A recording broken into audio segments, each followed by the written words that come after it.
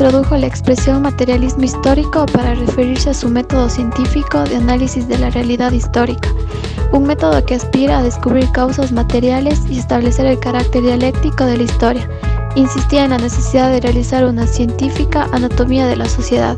A menudo repetía que para comprender los fenómenos sociales es preciso penetración científica y un poco de amor a los hombres.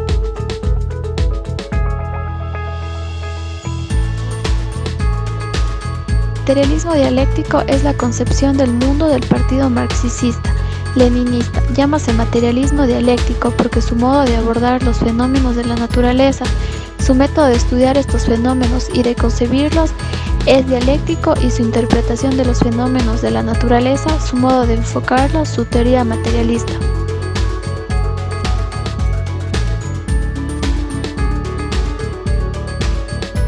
La dialéctica es en su base todo lo contrario de la metafísica. Primero, el método dialéctico marxista se caracteriza por los siguientes rasgos fundamentales.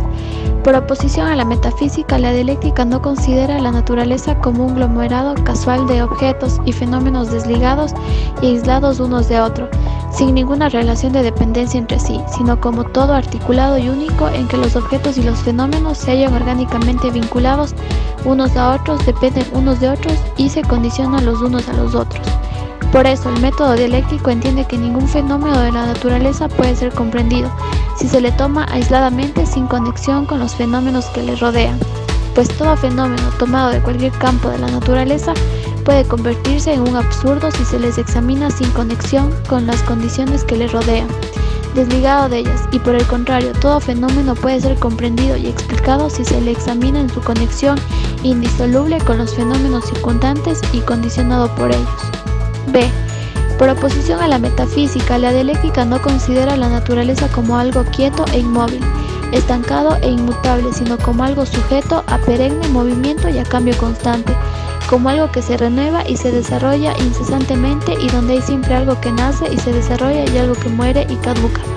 Por eso, el método dialéctico exige que los fenómenos se examinen no solo desde el punto de vista de sus relaciones mutuas y de su mutuo condicionamiento. Por oposición a la metafísica, la dialéctica no examina el proceso de desarrollo como un simple proceso de crecimiento, en que los cambios cuantitativos no se traducen en cambios cualitativos, sino como un proceso en que se pasa de los cambios cuantitativos insignificantes y ocultos a los cambios manifiestos, a los cambios radicales, a los cambios cuantitativos, en que estos se producen no de modo gradual, sino rápido y súbitamente en forma de saltos de un estado de cosas a otro y no de un modo casual, sino con arreglo.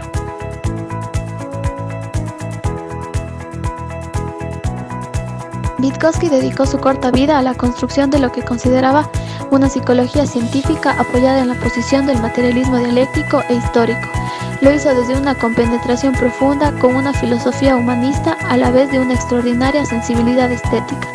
Siguiendo el lineamiento del materialismo histórico dialéctico, Vygotsky postula lo siguiente: los procedimientos culturales pueden descomponerse totalmente y ser reducidos a los procesos psíquicos naturales, desde el punto de vista de la psicología.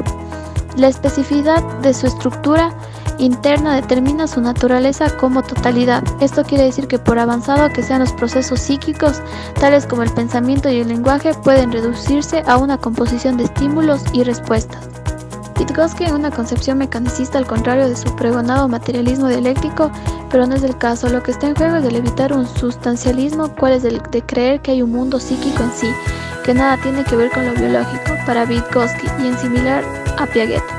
El psiquismo es el funcionamiento avanzado de la biología. Este aserto no cae en un reduccionismo, en tanto Vygotsky concibe a la biología humana como filogenéticamente prepara para ser influida y funcionar en consecuencia por el desarrollo histórico-cultural. No se trata entonces de meros mecanismos de estímulo-respuesta aislados, sino de procesos de alta complejidad. Ahora bien, lo que dice ese autor es porque muy complejos que sean los resultados como el nivel de pensamiento conceptual de la ciencia, siempre es teóricamente posible descomponerlos en un sistema de estímulos y respuestas. Hay también una similitud con Piaget, cuando el fundador de la epistemología genética plantea que la fuente de todo conocimiento son las acciones.